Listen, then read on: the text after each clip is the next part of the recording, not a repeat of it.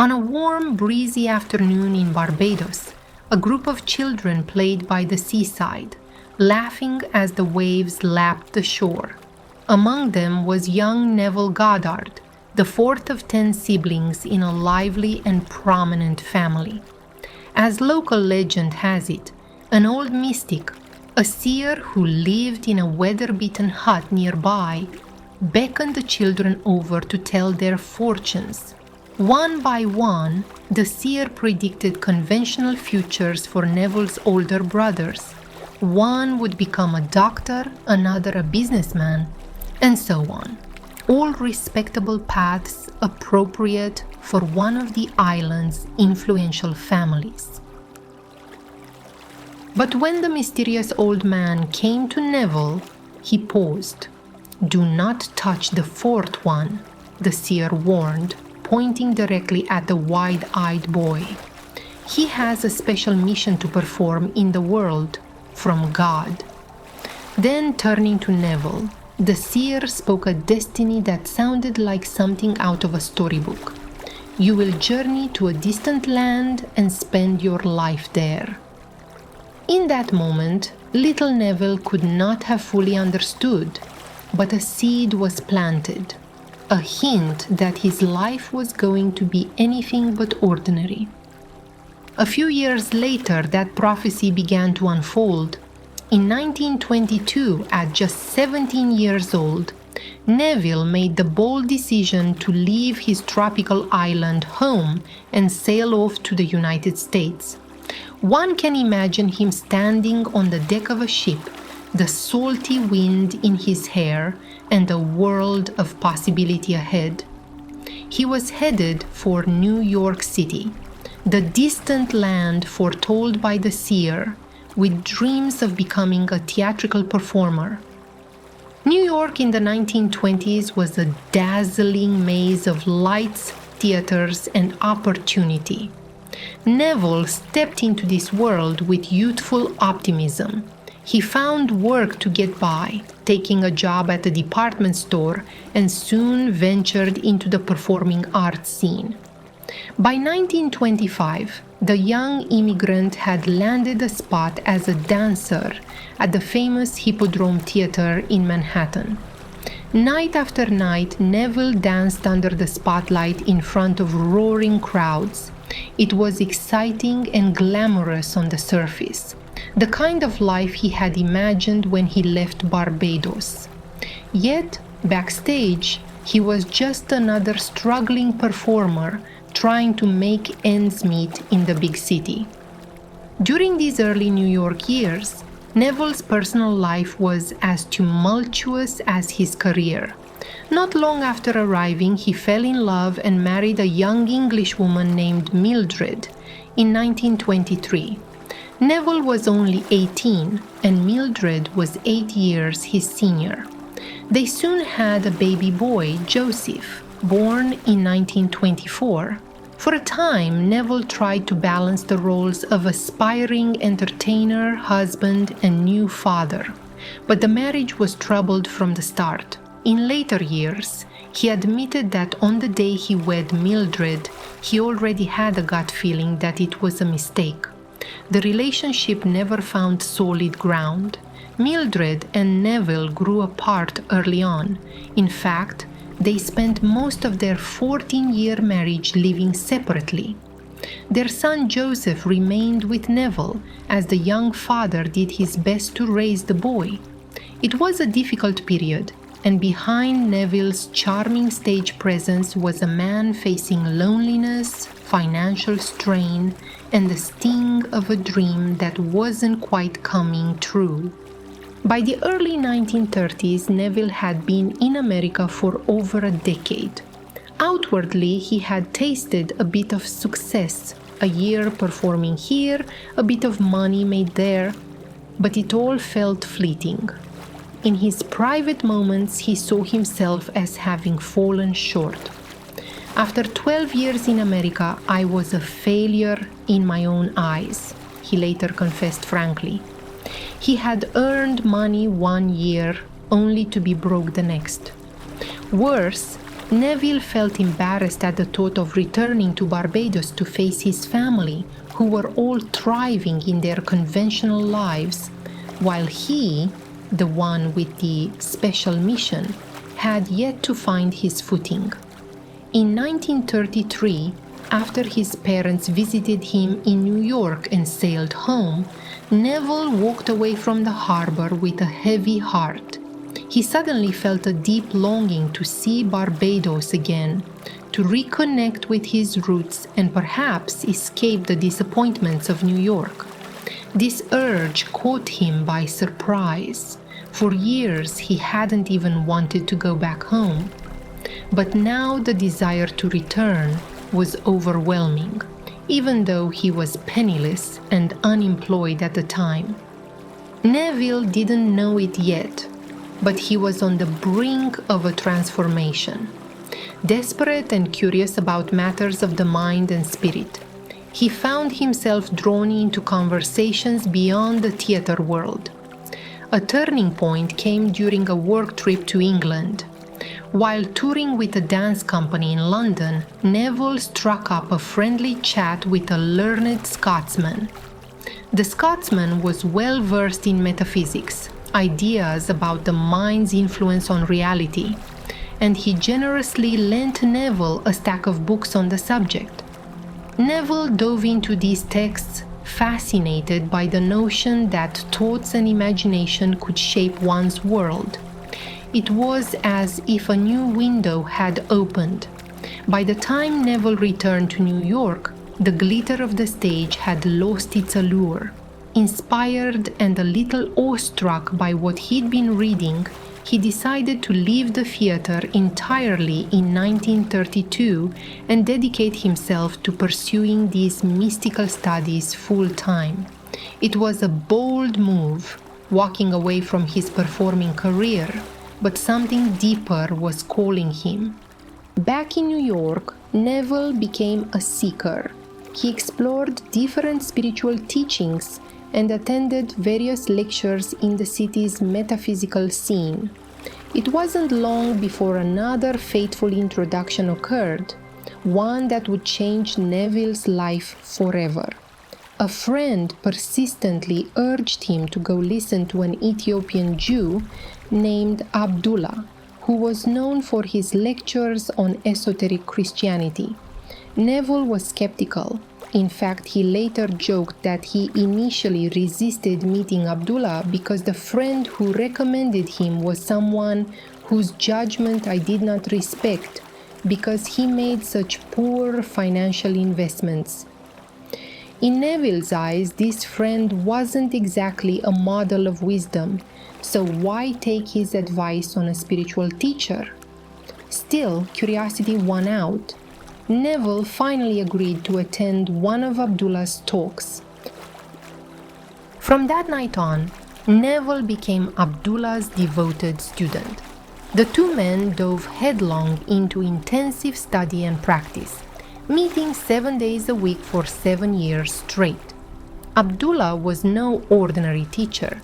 He was a mystical scholar of ancient traditions, and he treated the Bible not as a dry religious text, but as a coded guidebook about the human imagination.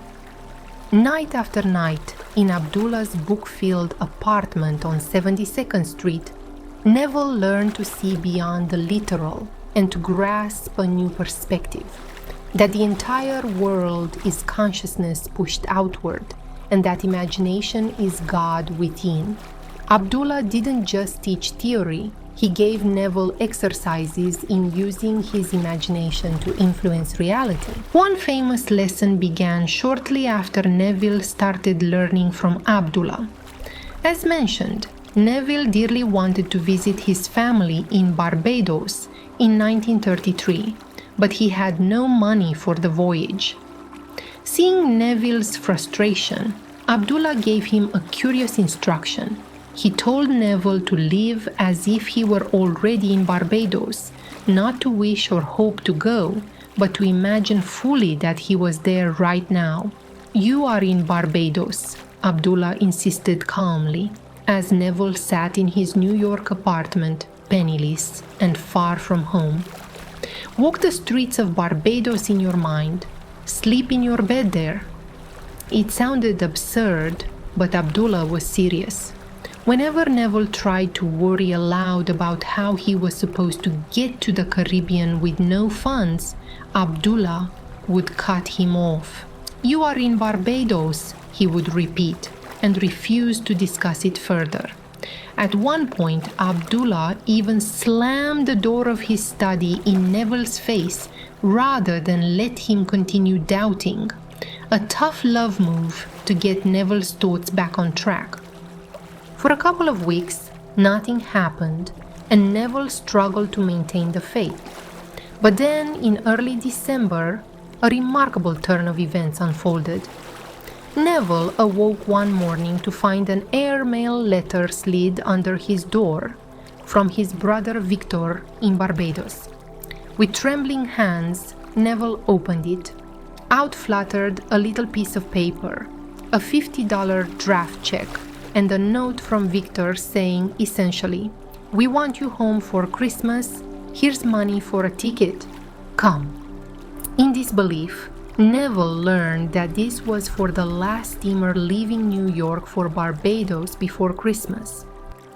The power of imagination that Abdullah had drilled into him had seemingly bent reality to Neville's desire. Neville spent a glorious Christmas at home in Barbados, marveling at how perfectly everything came together. This Barbados miracle became one of Neville's signature stories, an example he would share in future lectures to illustrate how faith in the unseen can produce concrete results.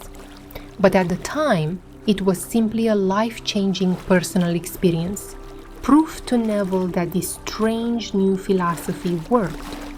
Neville returned to New York a changed man. The Neville who came back from Barbados was not the defeated, desperate fellow who had left a month earlier. As Abdullah cryptically foretold, the old Neville had died on that trip, meaning the old state of mind was gone, and the confident, purposeful Neville was reborn. He had directly tasted the fruits of the imagination principle, and he was eager to share what he had learned. Under Abdullah's continued mentorship, Neville's understanding deepened. He spent the mid-1930s quietly studying, practicing visualization, and cultivating an inner certainty. His friends noticed the change in him. Here was someone who had gone from struggling to serene, from uncertain to utterly convinced of the power within. Around this time, Neville's personal life was blossoming in new ways as well. In 1936, while still learning from Abdullah, and before he ever set foot on a public stage as a metaphysical speaker, Neville met a woman named Catherine Bill Keene. Catherine was a designer and a vibrant, independent spirit. For Neville, it was practically love at first sight. After the heartbreak of his first marriage, this new relationship felt like a godsend, and intriguingly, Neville had imagined it into being. At some point during his lonely years, Neville had begun using his imagination to picture a different kind of marriage for himself. He often daydreamed that he was happily married to a wonderful woman and that together they had a little daughter, a lovely girl who would adorn their life. He didn't know when or how this would happen, but he nurtured this inner vision with the same faith Abdullah had taught him. And then Catherine appeared. Neville was so sure she was the one that just 6 months after they met, he took her down to Barbados to meet his family, a bold move in those days. He felt as if destiny had finally caught up with his imagination. By the late 1930s, Neville's transformation from student to teacher was underway. On February 2, 1938, in New York City, Neville Goddard gave his very first public lecture on metaphysical truths. He was understandably nervous, but his passion shone through. Here was a tall, handsome man with a gentle Barbadian accent and a natural charisma, standing in front of an audience and speaking from the heart about consciousness, scripture, and the unlimited power of the human imagination. He had no formal religious credentials, no university degrees, only his personal experiences and the wisdom he had gained from Abdullah. Yet people were drawn to Neville's sincerity and the simple, profound message he delivered. He told listeners that the Bible was not a history book, but a psychological drama taking place within each person, and that imagining creates reality, the very phrase that would become his catchphrase. After that first talk in 1938, word of mouth spread. Soon Neville was renting meeting rooms and lecture halls to accommodate the growing crowds eager to hear the soft-spoken mystic share his techniques for manifesting desires. As Neville's public profile grew, so did his confidence in his path.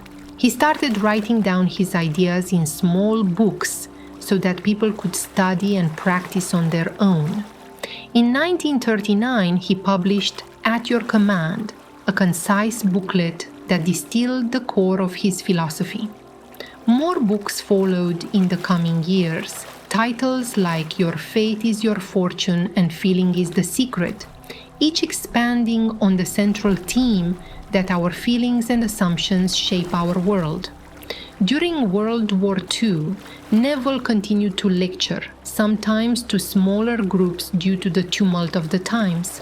In 1942, he faced a personal trial when he was drafted into the US Army at the age of 37.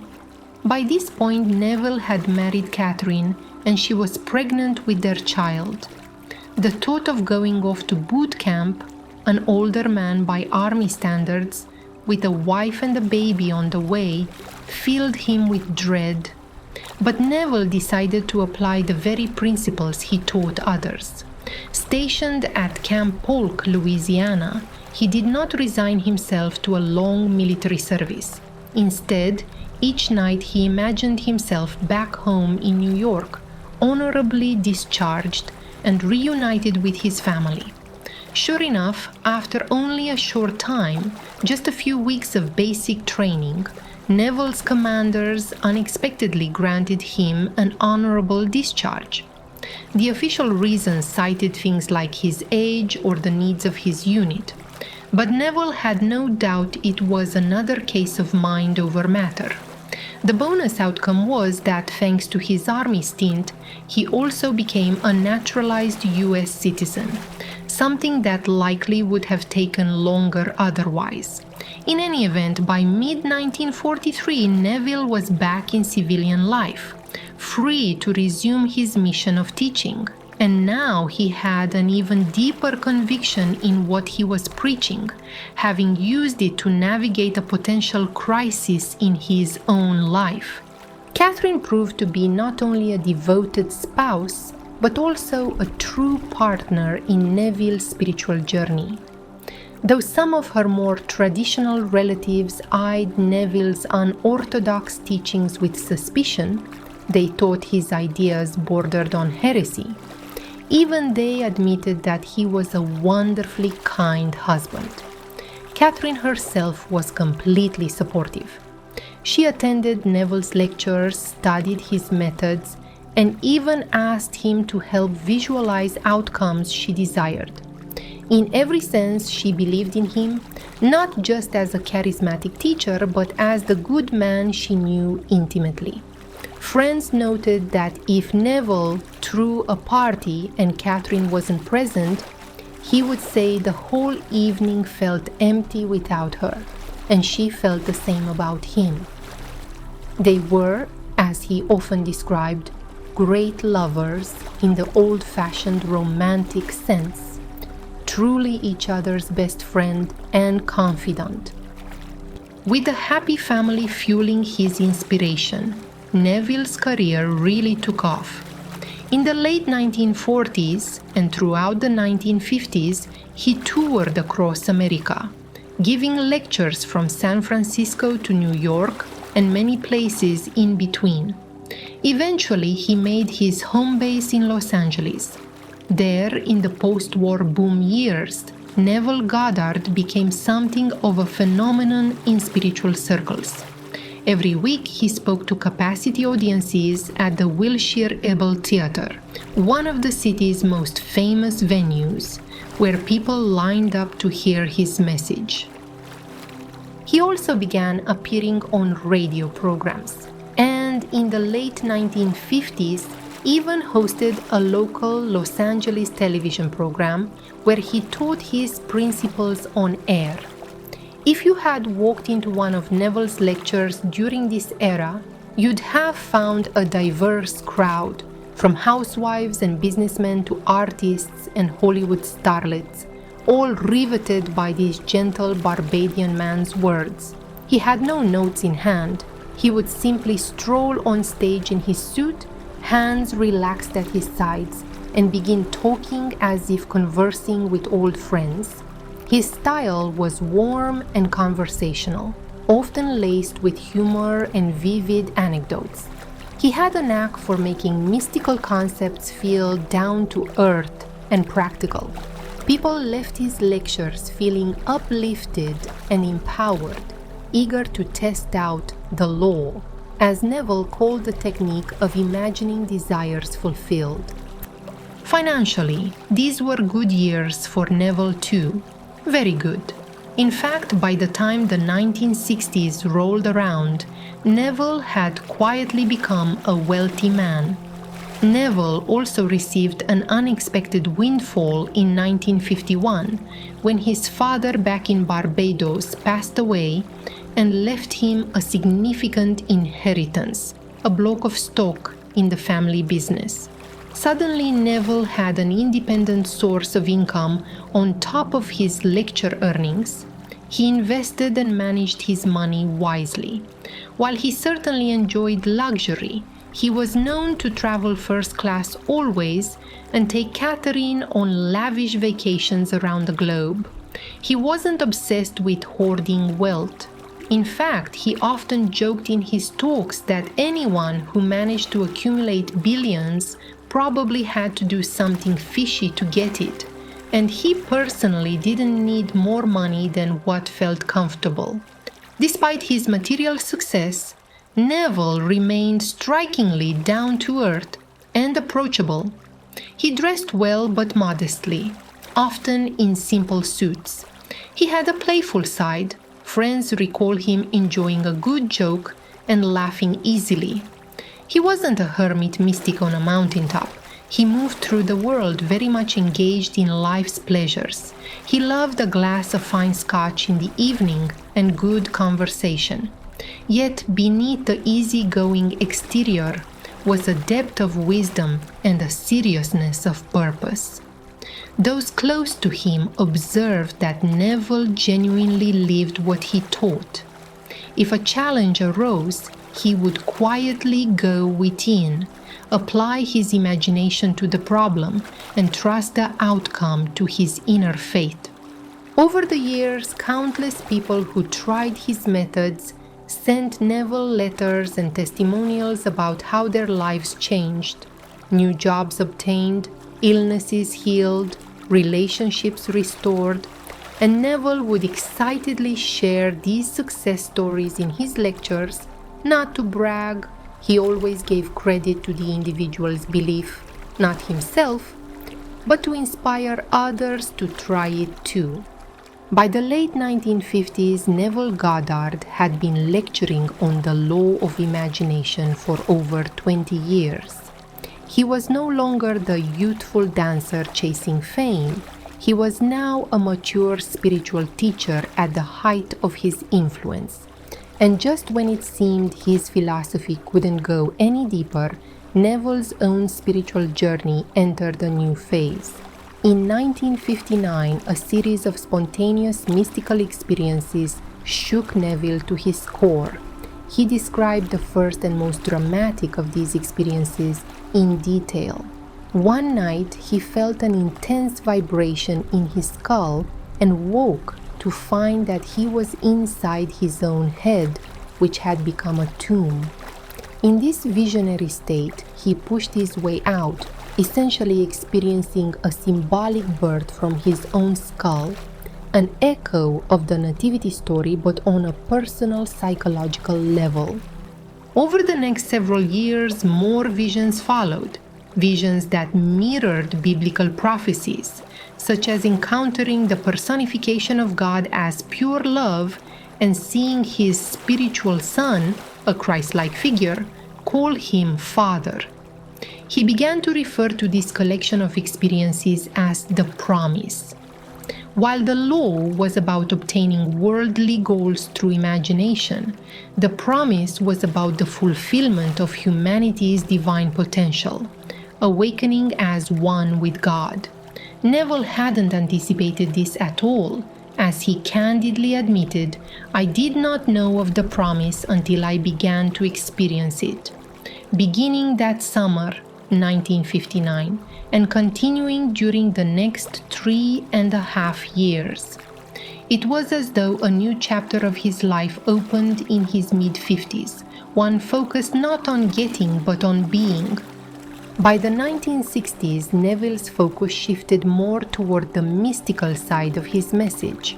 While he still shared practical manifestation techniques, he emphasized that these were only a means to a greater end, fulfilling the promise, awakening to one's true identity as God, the creator of reality. In his lectures, he described profound experiences of inner death, rebirth, and encounters with infinite love. Longtime followers saw this as the culmination of his life's work. Neville often hinted that his own time was nearing its close, but he spoke of death serenely, as a transition to another realm where all souls eventually awaken to the divine. His peace and certainty brought comfort to many who heard him. In his later years, Neville mostly stayed in Los Angeles, with occasional trips for lectures. With his children grown, he and Catherine enjoyed a quiet second honeymoon, spending time at home and with close friends. He still loved his scotch and the occasional cigarette and remained strikingly healthy and youthful into his 60s, energetic, sharp-eyed, and younger looking than his years. By 1972, Neville sensed the final curtain was near. Usually each year he would plan out a schedule of lecture series to deliver. But that year, after wrapping up a set of talks in July, he made no plans for the fall or the next year, an unspoken signal to those around him that he knew he wouldn't be available. On October 1st, 1972, Neville Goddard passed away at 67, quietly at home with Catherine by his side. Though some reports cited a heart attack, the true cause was an unexpected esophageal rupture. His family grieved, yet felt a deep peace, as if Neville had orchestrated his exit. Fittingly, his body was returned to Barbados, where he was laid to rest in St. Michael Parish, completing the circle of his life's journey. Neville Goddard's life reads like a fable. A Caribbean boy with a destined mission who sailed abroad, struggled, found a mentor, and discovered the power of imagination, transforming countless lives before his passing. Yet it was all real, and his influence endures. Decades later, his books are still in print, his once scratchy lectures now digitized for new generations, and his ideas have shaped modern self-help pioneers like Wayne Dyer and Rhonda Byrne. Phrases such as "assume the feeling of the wish fulfilled" and "imagination creates reality" have entered mainstream thought. More than his teachings, it's Neville's own journey, from humble beginnings to profound awakening, that continues to inspire. Joseph Murphy once predicted that Neville Goddard might be remembered as one of the world's great mystics. Decades later, that vision feels fulfilled. Neville never claimed to be a prophet or a saint. He was simply a man who discovered that imagination is the key to creation, and he spent his life proving it to others. His story, from a boy on the shores of Barbados to a teacher of timeless truths, reads like a myth, yet feels as intimate as a friend's advice. And in the end, that may be his greatest gift. He makes us believe in our own possibilities. He reminds us that life is a grand play, and we are both the author and the actor. Across the years, his voice still reaches us, calm and certain. Imagination, my friends, is God within you. Trust it, and you will create your world. Neville's story closes here, but the invitation remains, because his story was never just about him. It was and is about all of us.